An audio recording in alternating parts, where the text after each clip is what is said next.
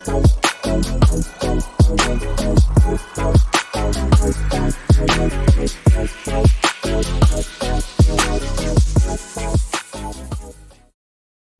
and salutations, ladies and gentlemen. Welcome to another very special episode of the Unfiltered, Uncensored, and Unapologetically Black podcast show. Speak to the mic. I am your illustrious host, Marlon Joseph.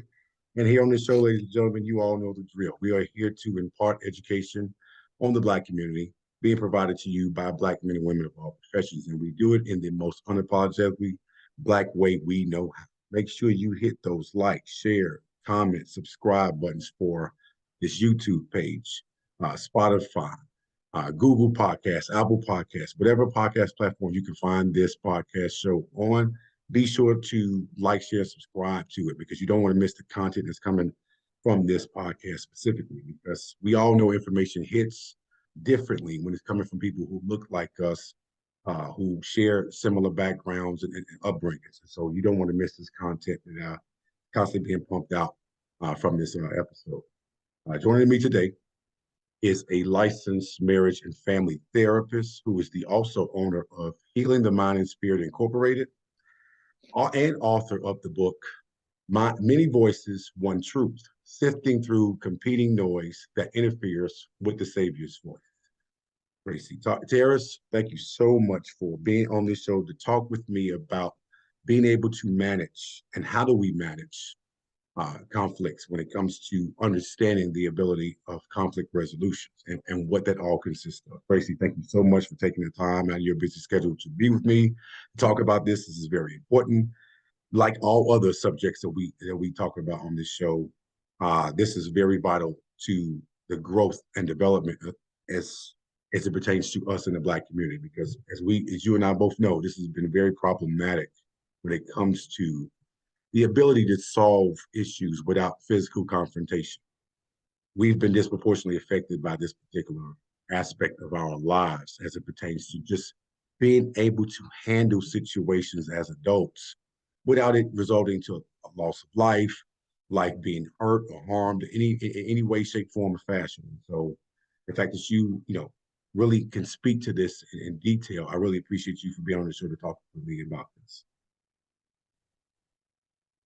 Yeah, thank you, Marlon. Thanks for having me. It's a pleasure to be here. Yeah, same here.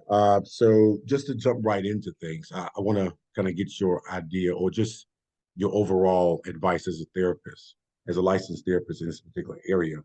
What are some of the tips that you are giving your clients when it comes to managing conflicts without physical confrontation?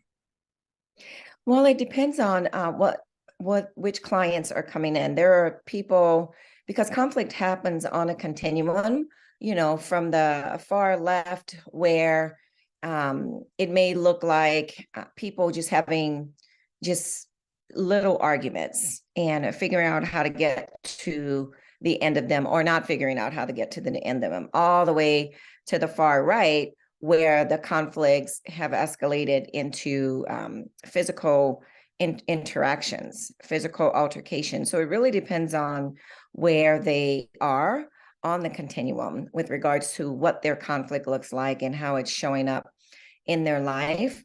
So before I give tips, most of the time what I do is I get a full assessment. Sometimes I always start with assessment of, where this couple is, what is their history, what is their individual histories, and then we go from there. So we talk about what's going on internally, and I give people, I will listen to their story and then conceptualize for them what's happening or what may be happening, because most people are aware of some part of their story. Like most people are aware of why they're in conflict and what it is they're feeling in the moment. But a lot of times people are not aware of how it is impacting them historically. So for the Black community in particular, a lot of times some of what is bothering us is not even in our history. Like conflict and deep hurt and deep scars can run back generations. So when I'm working with people, the only generation that I can get is the one that they are aware of. Like as far back as I can go is only as far back as they can go. And some people are able to talk about what happened in their family of origins with their mom and dad, and maybe even in their grandparents. But anything prior to that, people are usually not aware. And so, because most Black people in America come from the slavery system or come from like pre-civil rights eras and things like that, there's anger that people can carry sometimes, and it's just in their DNA, it's just in their neurochemistry, and it's always been generation how they respond and react. So what I'll do is assess up to the point of your history that you are aware of, and then help you to work on, like I'll help the client to work on resolving some of that inner conflict and inner turmoil. And one of the ways in which I do that is to help them to differentiate from that. Like there's a process that we all have to go to called differentiation. And differentiation just means I'm a different person than my parents. I am a different person than the people before me. And so I get to pick and choose how I respond and who I am and how I show up in the world. When people aren't differentiated, what we do is we just keep doing the same behaviors and engaging in the same choices generation after generation. And so before we can even get to tips, there's a lot of history to gather. There's a lot of processing and maybe even griefs to put on the table to look at and mourn those griefs and process those griefs to help the person develop an understanding that when you are fighting as a couple in your individual relationship, if you're having problems, like if the problem on the scale of 1 to 10 is really a 2 or 3, but you're fighting as if it's a 9 or 10 or 11, then that's an indication that there's some deeper issues, maybe within the relationship, or some ancient issues that's even before your time and your time.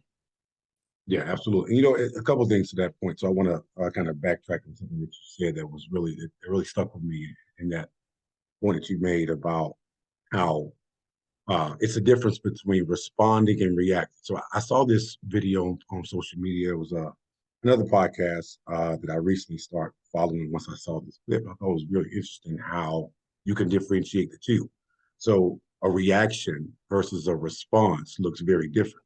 A reaction is, okay, based on the actions that was taken upon me, I've already predetermined exactly how I'm going to react to this. Versus a response, you've pretty much given it enough time to digest exactly what took place, what was said, what was not said, things of that nature. And now you're able to actually give a healthy response to it by not basically making it a determined mind that you're not going to respond in a negative way because you've already taken everything you needed from that situation, gave yourself some time to really just, again, you may be frustrated, but you gave yourself enough time to fully digest what just happened or didn't happen for you or to you in that regard. But now you're able to say, you know what? Okay, I'm not going to spend enough time and energy after this on this particular situation. I can either let this defeat me or I'm going to defeat it. And there's only two ways to that. There's no gray areas when it comes to response. Now the reaction is, okay, I can tell this, I can tell you this from personal experience. I've been even I can even say so myself that I've been one of those people who adopted this mindset that, okay, you put the quarter in this music box, you can't just turn this off now. Now you can't unplug it. You got to just let the song play on through because now I'm reacting to someone or to something that really brought me to a place where now I feel like I don't have any more control over my actions or reactions for that matter. And too many times in the Black community, we've done that. We've reacted rather than actually responding rationally when it comes to conflict, right? It can be something very minute, very small that takes us over the top. But even when you dive deeper into that situation, you realize that little small thing was just an added bonus to what's already enormous with what we're dealing with. So now it was just the last straw that broke that camel's back. We're not even accounting for all the other straws that was on that camel's back to begin with, that we didn't unpack, that we didn't unleash. So now we've allowed such a small detailed situation just really escalate to a point of it's even beyond our control.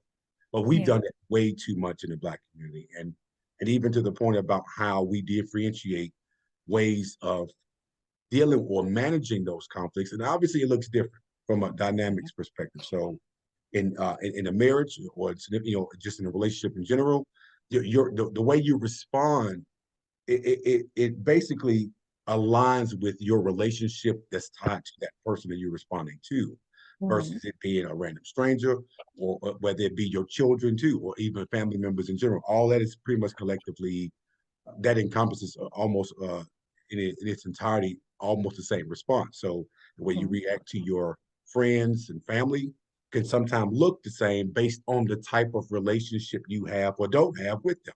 So, Mhm. but even the point about the very root of the marriage or relationship, that particular relationship looks different because now you're intimately involved in that person, and so now you feel like, okay, I've been vulnerable with this person.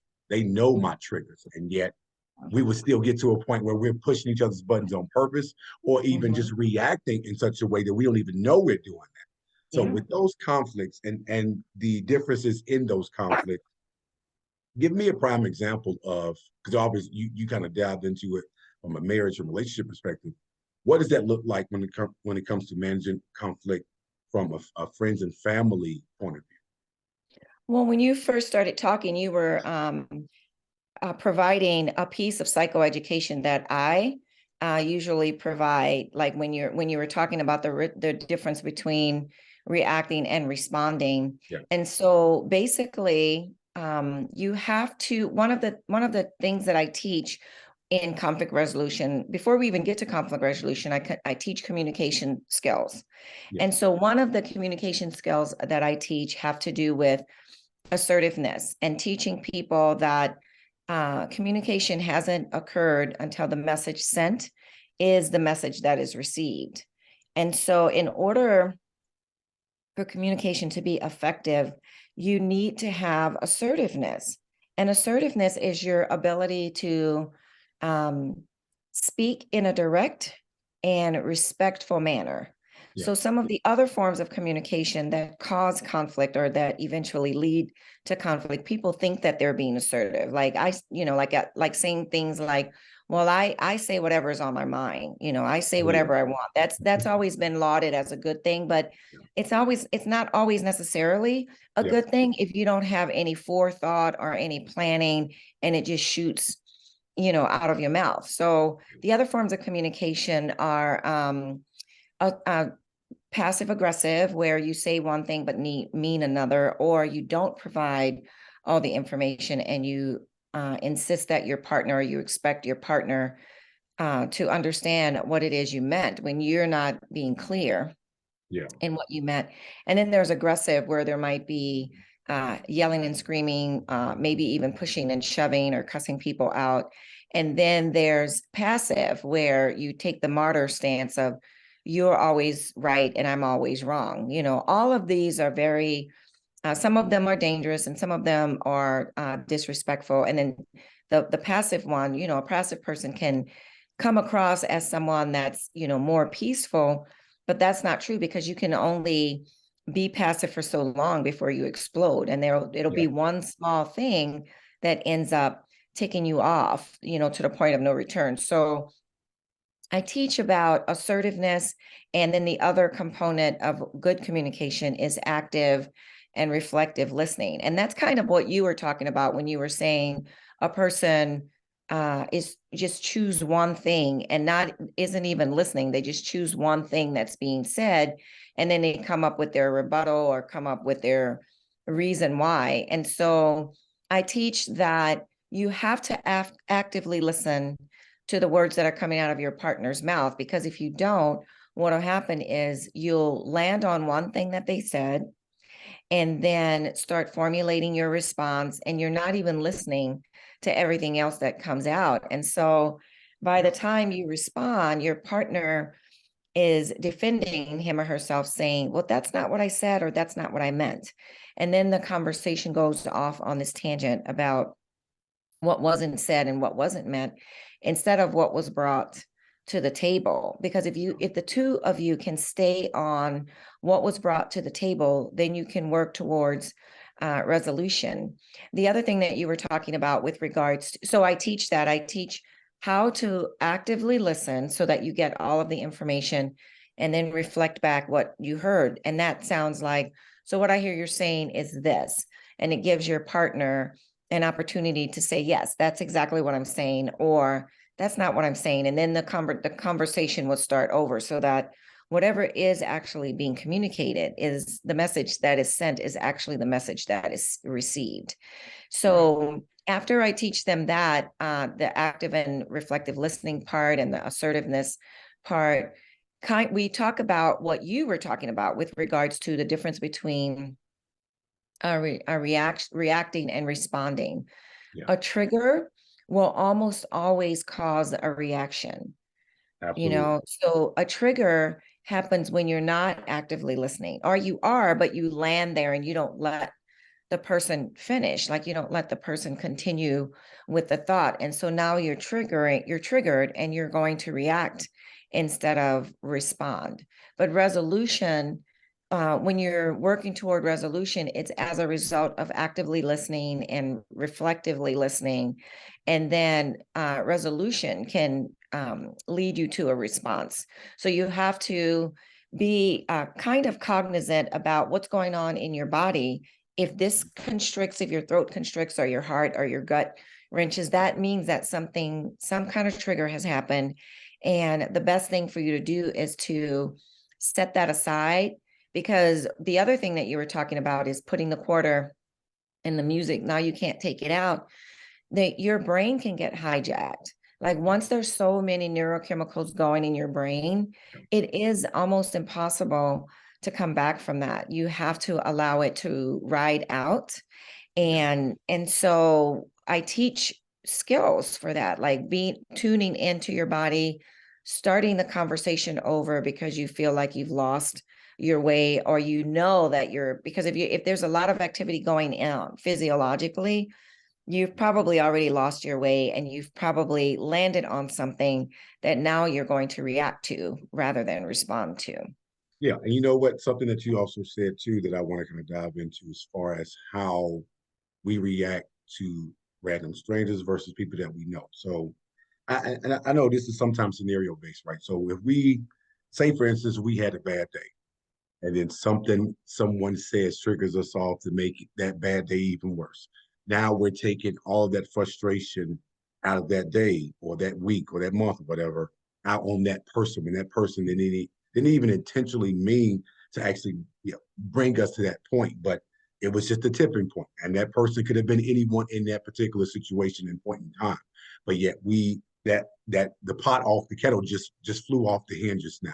So now Mhm. we're reacting in such a way that, and it's like, okay, we thinking to ourselves, we're letting it out and we're unleashing all of this. But then when you sit back and think after the situation has died down, what did you accomplish in doing that? Now, I can truly say that I'm guilty of that, and I've been guilty of that in the past when it comes to being a hothead, right? I mean, as I've gotten older, I've been much more observant of that. I've been much more assessable. I've been assessing myself in such a way that I'm like, okay, I don't have to react this way. I'm not that person anymore, and I've literally stopped myself in mid form and being able to stop myself in my own tracks and say, okay, no, I'm not letting this escalate further than where it is. All right, you can Mhm. have it, man. Have at it. You know what? We just gonna agree to disagree. There's no point even going further than this, because I mean, a lot of times too on social media too, I've been able to fully assess the situation before it gets to a certain point. At this particular point in time, it's about preference, or it's about who likes what, when, and how. And okay, if that's what you like, more power to you. I'm not going to sit up here and waste my time trying to change your mind. But again, thinking back on what my mother and grandparents used to tell me, it's like, it's not my job to change your mind, but it is my job to give you more to think about. Right. Mhm. So, and that can encompass a lot of different things. But just thinking about just the simplicity in how something very small can just flip us or just take us over the edge. And then after the smoke clears, we're not even able to digest or even fully understand, how did I even get here? Because there's Mhm. been too many situations. Like, you a prime example of one, that I was watching the news maybe just a few months back, and a situation happened where a young black woman, two young black women were at a bowling alley. Obviously, they got into a confrontation about some things. One of the young black women had a boyfriend there. He decided to go get his gun out of his car, came back and shot the 31-year-old black woman that the other black woman was arguing with. Come to find out, this was over a bowling ball. Over So what? you a bowling ball. So you mean to tell me that you are at a place of entertainment at your leisure that consists of a wall of bowling balls, and you mean to tell me this was over? Someone's life is lost over a damn bowling ball, when someone could have easily just simply got another bowling ball somewhere else, and just simply say, "Oh, my apologies, I grabbed the wrong ball. It's no big deal." But because that was so small, think about it from a judicial standpoint. When you're sitting in front of a judge, and you're trying to help them understand, how did we get here? When you yourself can't even fully explain how you got so mad that someone's life was lost in a situation this minute and stupid, how else can you fully explain that to a judge, to a jury, to a lawyer, to a prosecutor, anyone? Like, think about how you have to sit in this and say to yourself, damn, this went this far with this? Like, I allowed me to get so upset that I had to defend my girlfriend or whoever just to prove my manhood, to take someone's life in a bowling alley where there were a bunch of kids around. Mind you, that bullet could have ricocheted and hit someone else who had nothing to do with the situation. But because you ended someone's life over something as simple as a damn bowling ball, you mean to tell me as adults you all couldn't have resolved this issue without physical confrontation and physical harm? Like, we've seen Mhm. this song, this song and dance combination play out way too many times in our Black community. And a lot of times it's about pride. It's about uh, our manhood or womanhood. We're thinking we're proving something, when at the end of this, we're not going to be able to explain any of this. I need to understand, as a licensed therapist, Tracy, like, what Mhm. is it like? Because I remember you and I had a talk about um, just being able to identify those different types of emotions before it gets to that that level of anger where it's like, okay, this is already going where it doesn't need to go. I'm already at a point where I can't control myself now. So now whatever this person does, I'm instantly going to react to, like, no matter what. But Yeah. how do you break that down? In essence, what are those different phases of emotion that we go through when it comes to that conflict escalating? Yeah, it's complicated, Marlon, because even though it's over a bowling ball, it's not about the bowling ball. No, it's Like, not. it has nothing to do with the bowling ball. Like, there we are, as people, we have executive functionings, like in our brain, like in our executive functioning it develops over time. It's as we mature, our executive functioning develops more and more. And so the thing about maturity is sometimes people get stuck in different areas. So in the executive functioning area of your brain, the things that you're developing over time are things like organizing and planning, reasoning, emotional control, things like that. And if you are in a place where, like within yourself or within your family, where all of these skills are not allowed to develop to the fullest, because what you're describing about the person with the bowling ball, I mean, I don't know where his executive functioning levels are or anything like that, but there's something called a path principle, and the path principle says whatever path you're on, there's more of the same down the road. And so for someone that would go out to a car and get a gun and shoot someone because they offended their girlfriend, he probably has been dealing with anger along the way and maybe not even getting any help for it, maybe not Yeah. learning tools to process or calm himself or anything like that, to the point where it all comes to a head over something that seems so small. And while the issue of the bowling ball is small, whatever's going on inside the person, or even the two women fighting over the ball, whatever's going on internally has been brewing for years and years. And so the executive functioning of emotional control, a lot of times people don't develop that, either A, because they have trauma in their background, they weren't allowed to express emotions, or they weren't taught how to navigate their emotions along the way. Like there's the reason is probably as varied as the number of people out there. But basically what's supposed to happen is, when you're a child, you're supposed to get upset about something that's upsetting. There's supposed to be an adult listening to, asking you questions and helping you, to figure out for yourself, and Yeah. maybe even guide you. Well, maybe it's this, and is it that, baby? And, things like that. But a lot of times what you get is, shut up, go to your room, stop crying, let me give you something to cry for, and stuff like that. And so if a Yeah. child is and I'm not saying this to give the guy an excuse. I'm looking at this from the standpoint of a person of psychology, a therapist, of what is the soil that the fruit of what we're seeing, like the fruit is this anger, the fruit is shooting somebody, right? So what is that soil that's below that? You can go out to your car, grab a gun, come in and shoot somebody. What kind of soil did that grow in?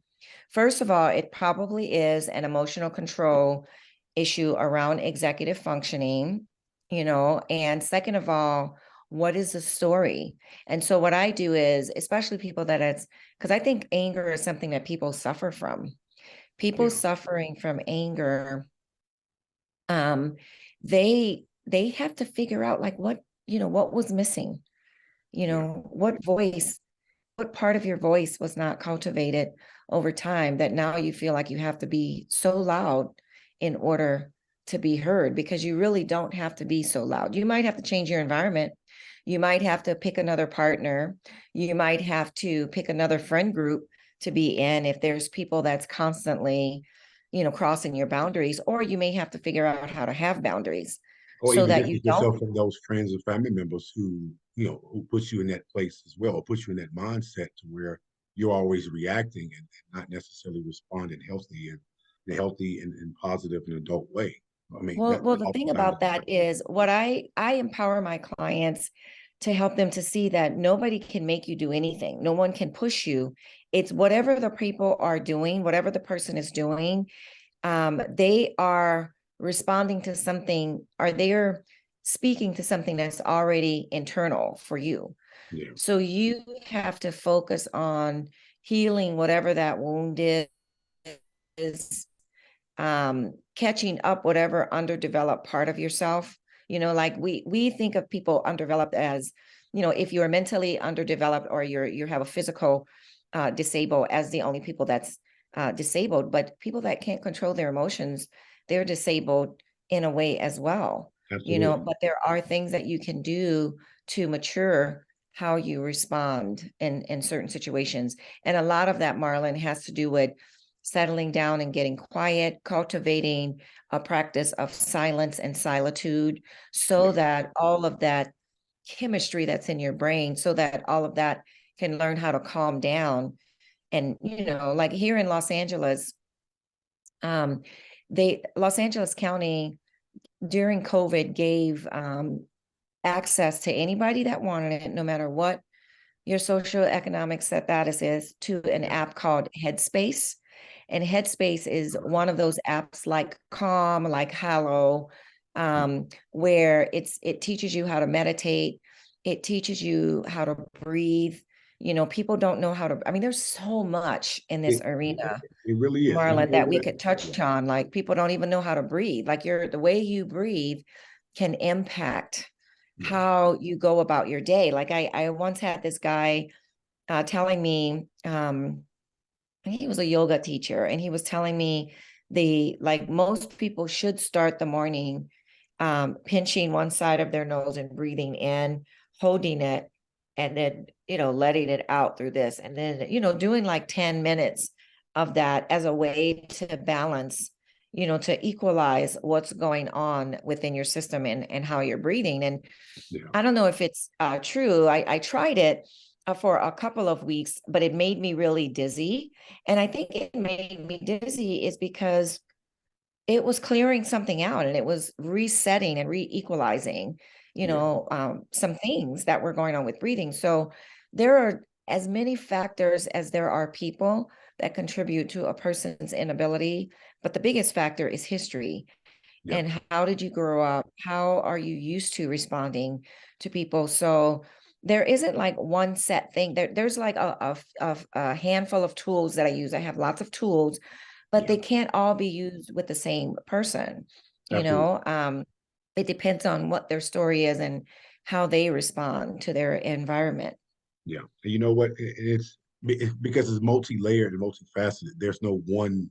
I mean, there's a key for every lock. True enough, but it doesn't mean my key works for your lock. Yeah, yeah, We can try yeah. to find things applicable, and in some cases too, because if we had similar upbringings or the same upbringings, had the same reactions to those upbringings, more times than not, we can share the sentiment and then actually share advice with each other that will actually help us get to a better place to Mhm. resolving those issues. But the problem is, as you and I both know, Tracy, that from a socioeconomic standpoint, we oftentimes are in survival mode. For those who come from impoverished neighborhoods and impoverished backgrounds where it's lower class, we're not taught to really think about those kind of things because we're just more concerned about making it through the day or making it to tomorrow. And so we don't Mhm. have the time, we don't have the area or the space to be able to really fully unpack other things that's bothering us outside of when our next meal is going to come or whether or Yeah, not the light bill or gas bill is going to get paid and things like that. So those type of things being over hovering over our heads more times than not in those situations, you're not thinking about the inner layers of what the issues could be that could be triggering other outer layers of situations from happening. It could even prevent those things from happening. But unfortunately for us, yeah, more times than not, we are when we speak into the Black community, we oftentimes hear it from a again from a socioeconomic standpoint. This is not to shame anyone because I came from the lower class and had to work myself to be in that middle or middle low, middle high, whatever way you want to scale it. But people who are of the lower class are not really concerning themselves with this type of things until that bill gets paid, until that food gets put on the table, until those clothes are provided for for themselves and for those kids. But we know more times than not, those are the type of people that need to hear this information being dispersed more than anyone else. yeah, Because but it's not to say that we don't all face these different types of issues. We just face them on different scales once you become much more when you're not concerned with the next meal or when the light bill gets paid. Now you have more time and space to focus on other areas of your life that you can improve on.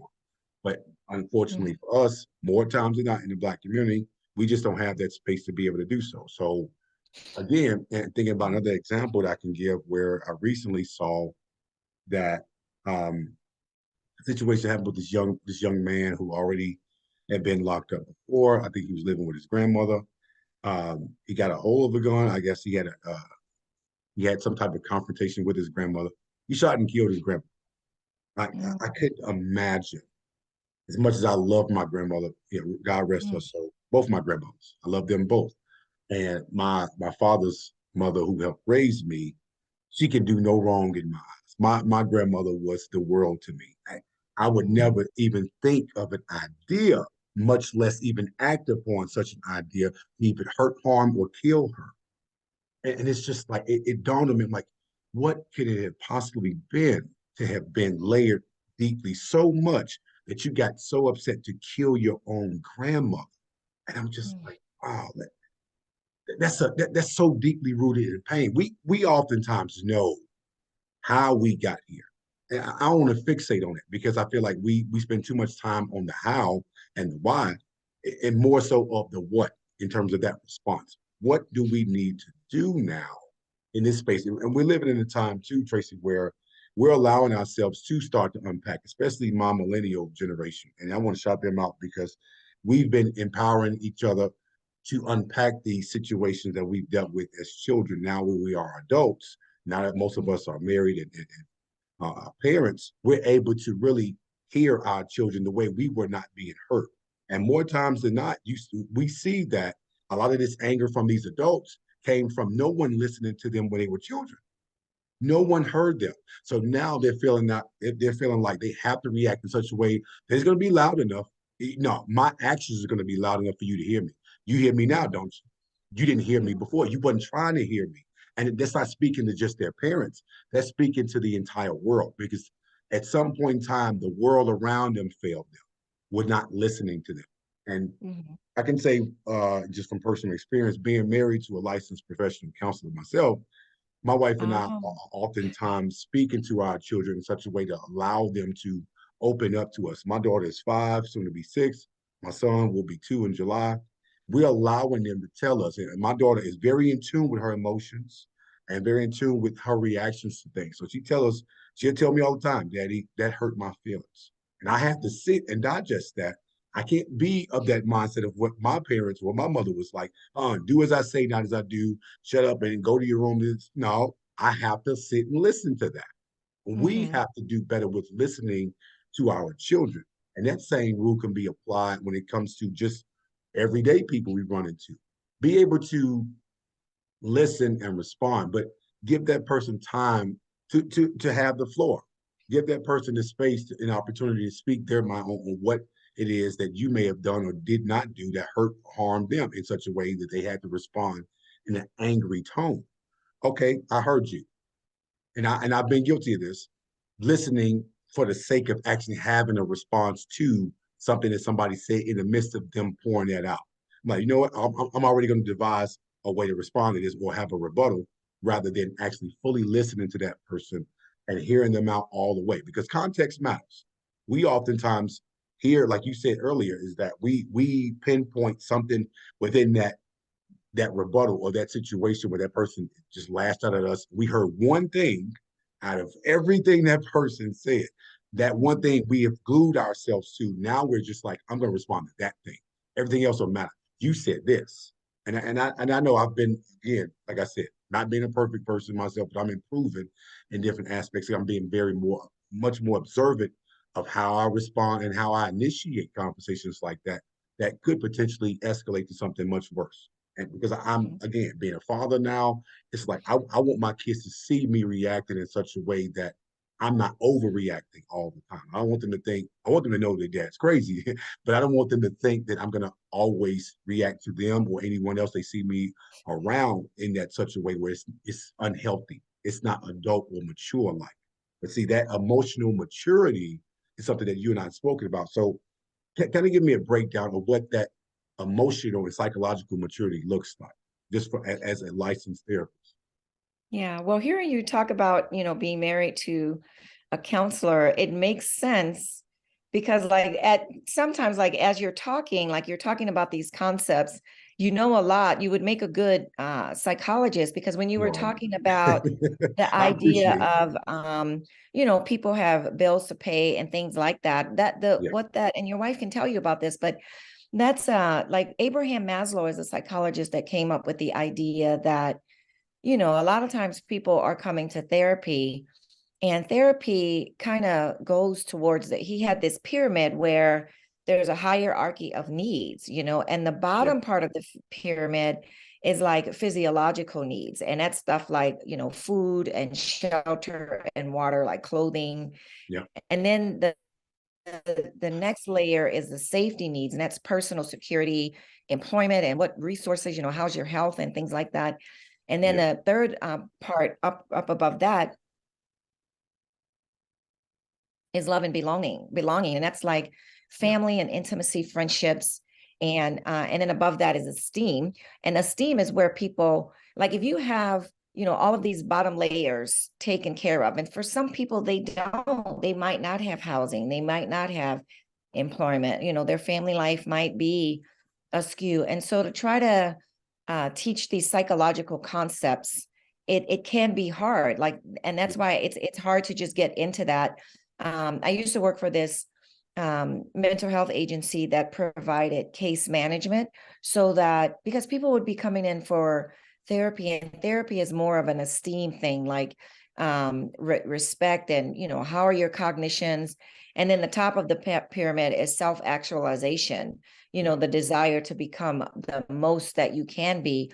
But if you don't have these bottom tiers taken care of, you can't really focus in on all of that. So like Absolutely. to help people, you have to meet them where they're at, like helping Yeah. them to figure out what are some of these bottom tiers before you can get into things like esteem, and you can help them with conflict resolution, but you would have to be willing to go all the way back with them Yeah. and look at some of what's going on internally, and are some of these lower needs met before they can get into things like conflict resolution and whatnot. So some of the things that like when you say, how does a person get to a point to be able to stop themselves once they've got going, you're going to keep doing that unless you take some time to Yeah. get to know yourself, get to know your triggers and why they are there. Talking about the young man that shot his grandmother, I can't fathom that either.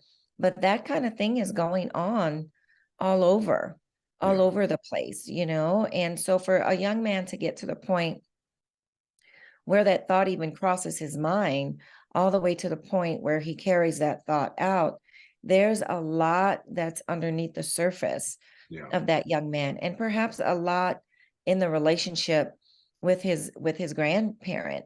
When I worked at this mental health agency, I saw a disproportionate number of grandparents raising grandchildren instead of being grandma that I see on the weekend, or grandma that babysits me Yeah. once in a while, because you had people that either one of the parents was absent. A lot of times it was the father. It wasn't always the father, but one of the parents was absent, and then another parent was just not around, Yeah. like out doing who knows what, and just popping in. So if you're like an older woman, and you've already raised your kids, and you've already launched your kids, and now you're having to start over with raising a whole new set of kids, that's going to create a different dynamic.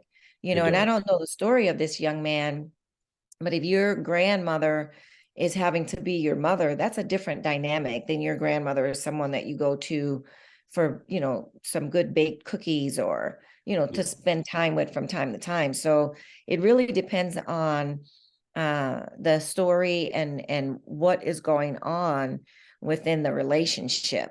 It's really sad to hear Yeah. something like that, but I bet if you dig into the story itself is sad in and of itself, and you can probably pinpoint, when did these two people, the grandmother and the grandson, when did they get on this track Yeah. to where now there's so much conflict in the relationship and so much animosity that it ended this way. And Yeah. and I don't know if that's a story. It could be the story that whereby the grandson has something else going on, and he ends up taking it out on his grandmother in a fit of rage, in a fit of not being able to rein his emotions back in. Yeah. And I mean, and I didn't after that story was reported, I didn't follow up and read much more about it, because I was just so taken back just by the idea of Mhm. killing your own grandmother, right? And I mean, again, and I want to make sure I preface my comments by saying that in no way am I saying that the Black community is the only community that deals with these type of issues. But I will say this much: given the facts that statistically enough, we were at one point in time or another, we were 13% populated in this country. Now that has dwindled quite a bit. A lot of that there are a lot of reasons why that population percentage is going down. Some of that is being that it's been this senseless killing and violence that's been happening, throughout the country. And so we have to own our own responsibility. We have to be able to hold ourselves accountable for what we're doing and not doing that's hindering us from really truly growing and developing as a community.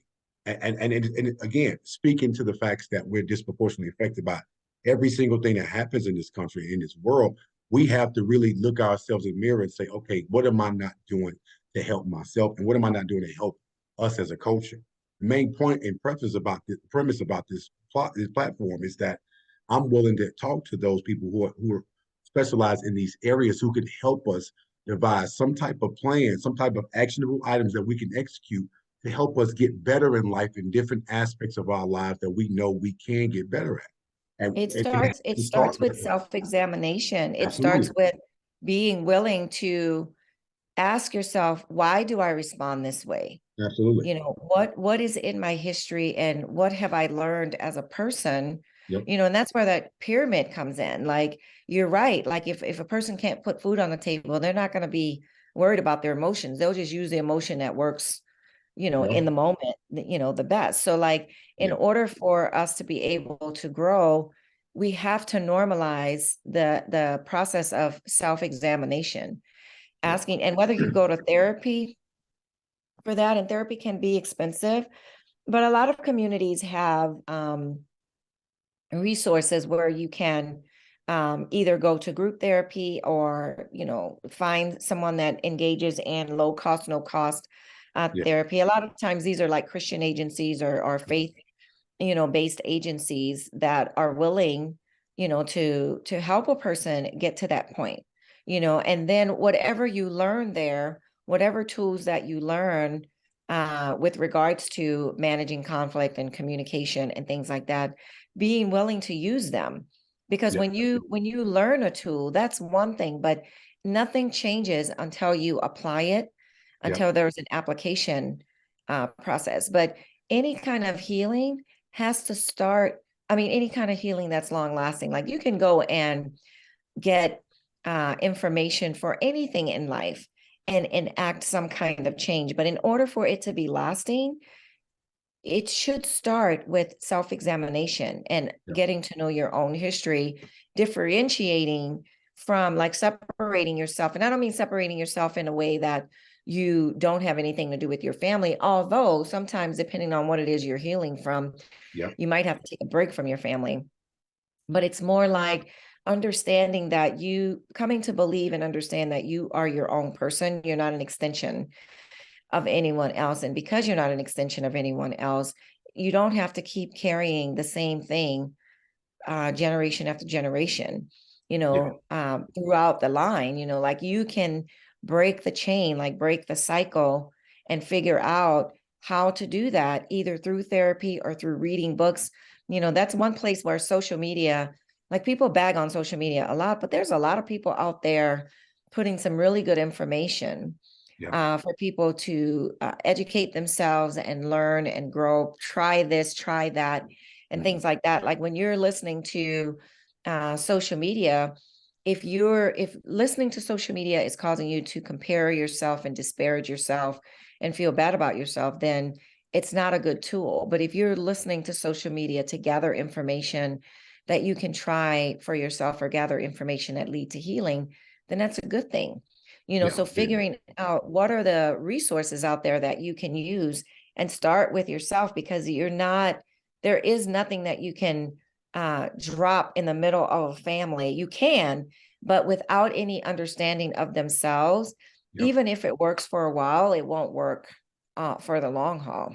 Yeah, I mean, and that's true too, right? So more now than ever, we're starting to see more people advocating for, prioritizing your mental health, prioritizing just the overall way you react to things and just deal with everyday life, right? So they're starting to provide more mental health services out here in local cities and states. And so it's just all about the person taking the initiative, the first steps to seeking that service, seeking that information to go out there and say, you know what?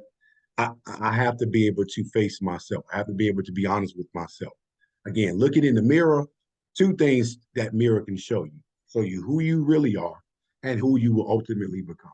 And you have to make that choice. The first step has to be the choice that you make to want to better yourself and improve in different aspects of your life that you know you're struggling with.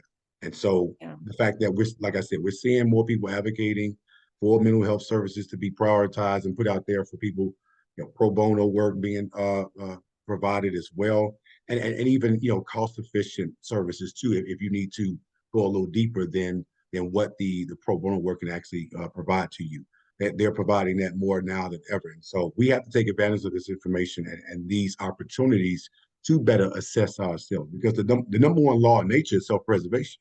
I can't Yeah. take care of no one else if I'm not taking care of myself.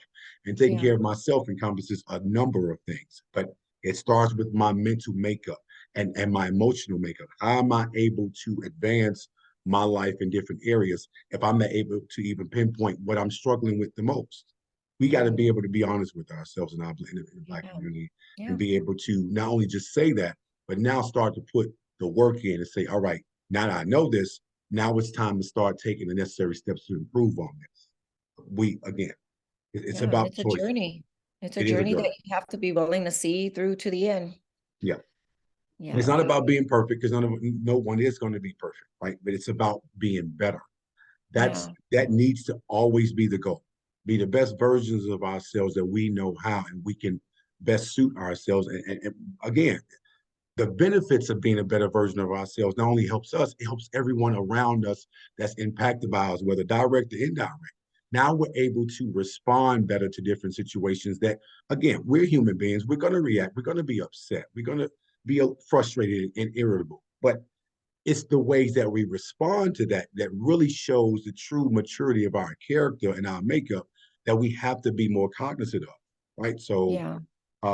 again, that is a paramount of importance. And again, like I said, me personally, being a father, being a husband, I'm more aware of that now than I once was, when it was just me and I was just reacting to things, not necessarily responding in a healthy way.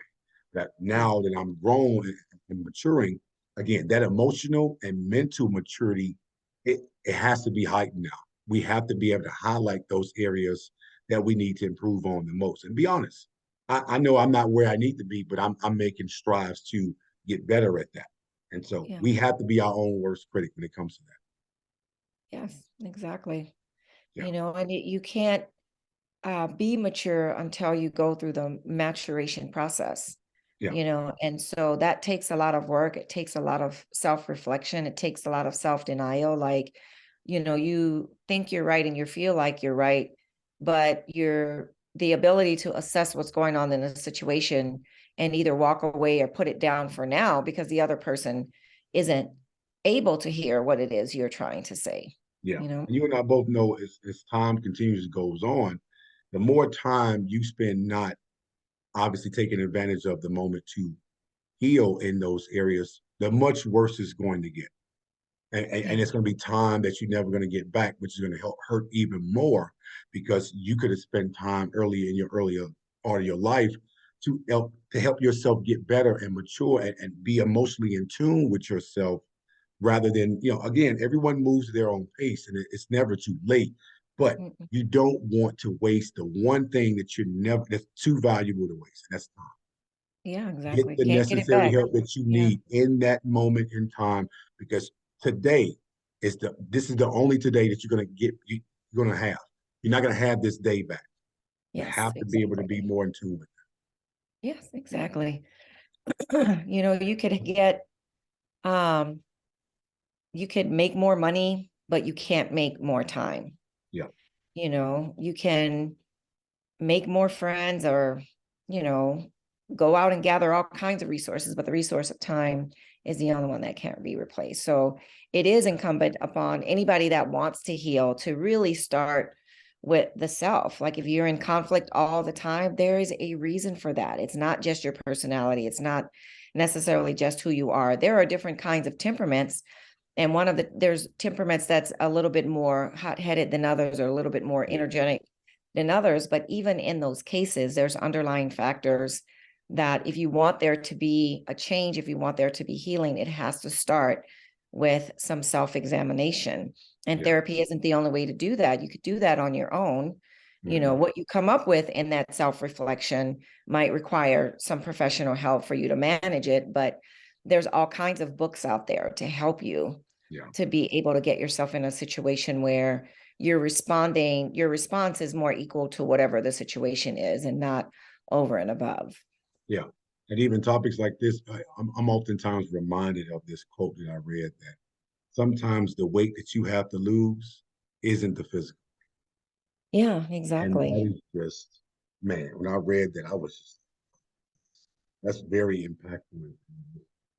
That hits Yeah. home because again, we oftentimes we have prioritized how we physically look, right? We want to get in shape and be able to tone up and get bigger, get buffer, or slim down.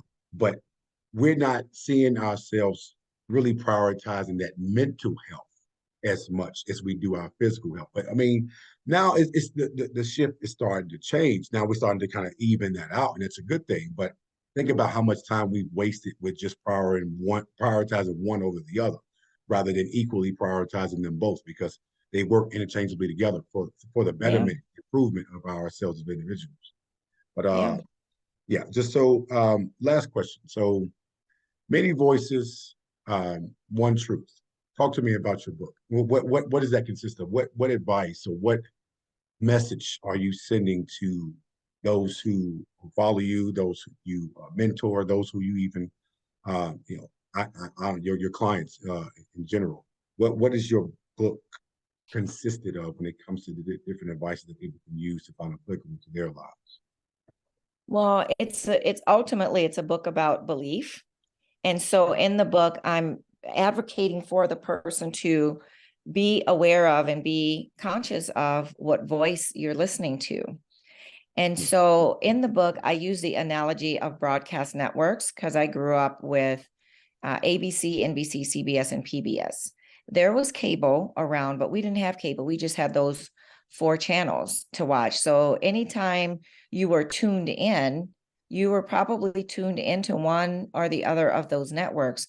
And so in my book, it's a Christian self-help book, but it's for any person because it really talks about being aware of your mind and being aware of what you're thinking about and what you're letting in. So I use the analogy in the book of the four major broadcast networks that we're listening to at any given time are either self, Satan, society, or the savior. yeah, And then I talk about the differences between those voices and how each of the voices developed over time in your own psychological development, in your own relational development. And I talk about how to tell the difference between each of those voices. And then I give a lot of tools that are cognitive behavioral tools. One of the forms of therapy I use is cognitive behavioral therapy, and cognitions have to do with your mind and your thoughts and how your thoughts work. yeah, And then behaviors have to do with the behaviors you choose as a result of what you're thinking about. So I combine CBT with a lot of the prayer practices that I've learned over time. You know, earlier in your broadcast, I was talking about the importance of silence and solitude and stilling yourself and stilling your mind. So the book has all kinds of practices that will help a person to calm their minds, center themselves, go inside and examine, and figure out how to bring healing to themselves through the practices, the prayer practices, and of meditation, prayer, self-reflection, journaling. So that it runs the gamut. Like it has a lot of the tools that I use in my private practice to yeah, help people to get in touch more with what it is you're thinking, because something will happen to you as a person. You as a person will experience it, or someone will say something to you, it hurts your feelings.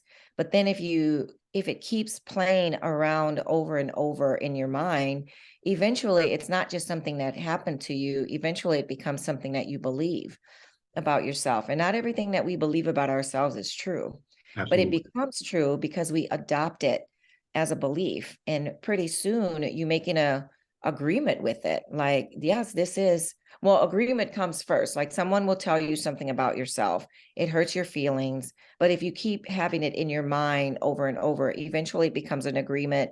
It becomes a belief, and then it becomes a stronghold. And Yeah, once it's a stronghold, it's really hard um, to be different. It's really hard to behave differently. And that's why you have to start with self-examination to see what's in there so that you can turn some of those negatives into truth. It's not about positive or positive thinking, because you can't be positive if you're believing something that's not true about yourself. And so that's where the title comes. Many voices, the voices of self, the Satan and society, and the one truth from the voice of the Savior Jesus Christ.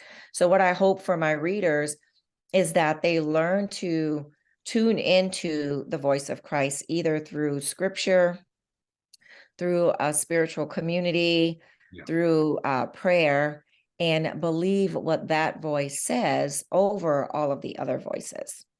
absolutely. And that's pretty powerful to be able to connect both the spirituality aspect along with your emotional ties to that, right? So being able Mhm. to, again, going back to what we said in the beginning, to respond rather than react, Yeah. and how those two different reactions, or if you will, differentiate, and how in some cases they are similar, but being able Yeah. to fully digest what has taken place, or what has been said or not been said to you, against you, for you, or whatever, and then being able to say, okay, based on this situation, I get to dictate how I'm going to respond to this.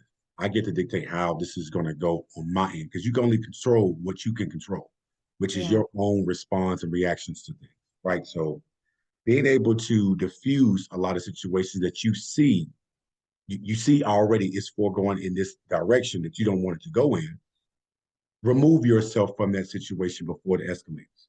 And if, again, if it comes down to a situation where you have to defend yourself, that's a separate conversation, right? That's not the same as saying, okay, I'm just having a simple debate on LeBron against Jordan, and we're sitting here arguing and getting ready to fight off a sports debate. Like we've Yeah. seen situations like that happen too often, where just a difference in opinion ends up in bodily harm being done to someone, right? Yeah. And it's just like, so how can you explain this to someone? How you as an adult can explain this to your children if you You have wouldn't children, be able your to. spouse? No. Yeah, you wouldn't be able to. You'll just be left with a lot of shame and Yeah, embarrassment and anger towards yourself now. And a lot of yeah, times when people go off like that, there's almost always regret. I mean, if there very isn't much so. any regret, then there's something wrong with how that person relates, and there might be something else on board with that. But you just end up feeling regret Yeah, because you didn't take the time to allow yourself to catch up to yourself. And again, some that's of a great way that to put might it. be emotional control issues in the executive functioning, Yeah. you know. You know what? I mean, and even in that regard, that's a great way of looking at it. Being able to catch up with, allowing yourself to catch up with yourself. That is a Yeah, very yeah, powerful take from that. Because, yeah, we yeah, don't give ourselves enough grace and time to be able to really fully digest everything. Again, life is happening so fast a lot of times that something happened to us, we don't even have time to even sit in that moment and even really let that sink in that this happened or didn't happen. We had to move on to the next thing. And then so much time has passed over to where now all those things that were swept under that rug is starting to resurface. And in so many different ways too. And it's so many different layers to that resurfacing of those issues. And now it's coming to us all full force. And now we yeah, have to deal with it all at one time rather than one at a time. And yeah, sometimes it don't always pan out that way. Again, that's when we have to do more, do a lot better with assessing our own selves and where we are behavior wise and emotionally, because we'll be able to really dissect exactly what those issues have been all this time that's been lingering on, and is even, kind of catapulted in other areas of our lives that as we've gotten older, we've allowed this to affect us in other areas of our lives, in other relationships of our lives, dynamics, all those different things. So well, that's the path principle. It ends up permeating every aspect. You yeah, can't just contain it in one spot. Yeah. yeah. And so, yeah, again, Tracy, thank you so much for even diving into the weeds of this, because we know oftentimes in our Black community, we're disproportionately affected by these reactions to very small things that trigger us, that's based and rooted in so many other deep and dark areas of our lives that have been traumatic to us, whether it been in our childhood, whether it been, in some in our adult life, whatever the case may be. If there's been a collection of things that have happened to us over time, we have not dived into it and unpacked it enough to where we're able to handle situation in a more rational, adult, and mature way. So we have to be able to prioritize that, because we're losing too many of us to just nonsensical things. We can't even digest and even understand exactly how these situations are escalating the way it's been escalating. And so I appreciate your take as a licensed therapist that even talk about this, because this is an ongoing conversation. And I really appreciate you for taking the time to talk to me about it. I definitely look forward to having you on the show again to dive into more aspects of this too, as it pertains to details about what that emotional and psychological maturity looks like in detail, so that we can really start to unpack this. Like I said, this is a continuous effort to help us improve in this area that we know we have to improve on. Yeah, thank you so much for having me. It's been a pleasure being here. And yeah, Yeah, I'll come same here. back. I Just know let me know. Just we've reach been, out. back and forth with it, so I'm glad we were able to finally fix the technical issues that we were having. So again, but I appreciate us, even off camera, just talking about different areas and aspects that we can improve on and just help each other as a Black community get better at. Because again, this is a paramount of importance when it comes to the improvement and the advancement of our community. Yes. Again, I appreciate you for taking the time, and I'll be circling back with you at a later date to see when you'll be available again to be on the show. Appreciate you All taking right. the time. All right. Yeah, I'd love to come back. All right. You be Okay. blessed. We'll definitely connect again. Thank you. You be blessed as well.